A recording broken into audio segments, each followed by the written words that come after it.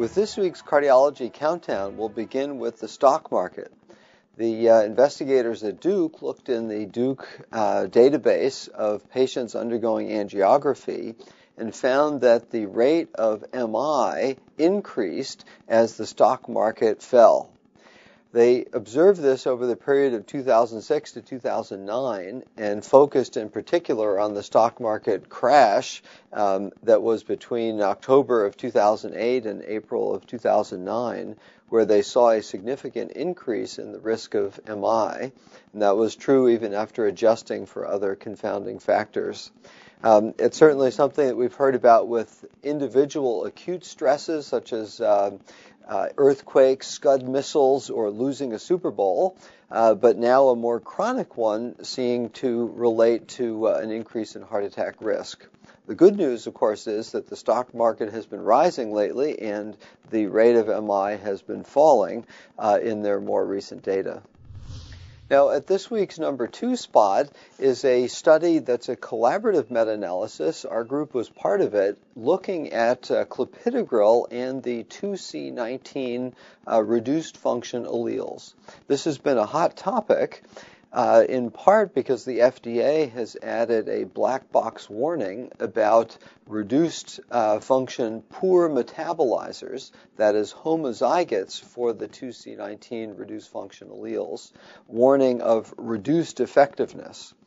So this collaborative meta-analysis looked at the question of whether the risk is present if you have just one allele or whether both alleles are necessary for the increased risk. What was seen in this observational study was that even just one reduced function allele was associated with an increased risk, but there was a dose response with a higher risk seen with 2 reduced function alleles.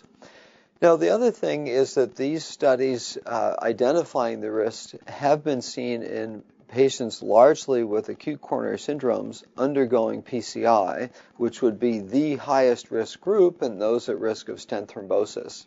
And so the notion is that that may be the group where this is most important. Recently, there have been data published from the CURE trial that had a minority of patients undergoing PCI where the 2C19 reduced function allele, either heterozygotes or homozygotes, was not that important a factor. And so certainly more evolving information in this field. And this week's top pick is a study that looked at warfarin discontinuation. We've talked a lot about, in many studies, with Clopidogrel discontinuation, but warfarin discontinuation in atrial fibrillation may be just as serious with an increase in stroke risk.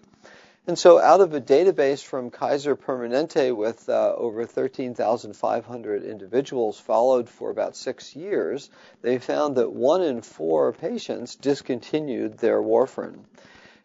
Many of them were low-risk patients and younger patients, and so they couldn't tell but thought that perhaps they were low enough risk, felt that it was safe for them to discontinue.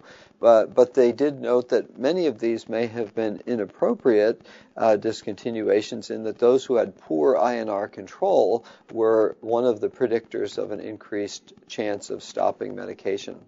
And so this ties into the whole issue of medication compliance that we need to work with our patients for all medications, and also does touch upon the recent approval this past week of an alternate agent, dabigatran or dabigatran, which is an agent that does not require INR monitoring, and we'll have to see how that plays out as it is approved in clinical practice as to whether that could be a way to improve compliance with oral anticoagulation.